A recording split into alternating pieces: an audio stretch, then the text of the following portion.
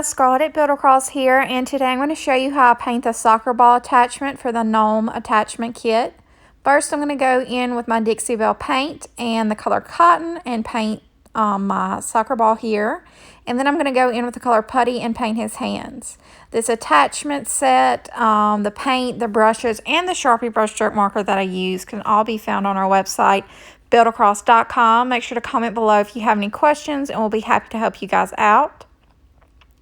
Once this dries, I'm going to go in with my Sharpie brushstroke marker and outline everything.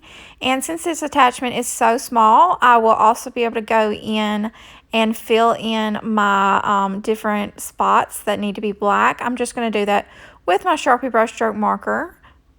Of course, you could go in with paint if you'd prefer.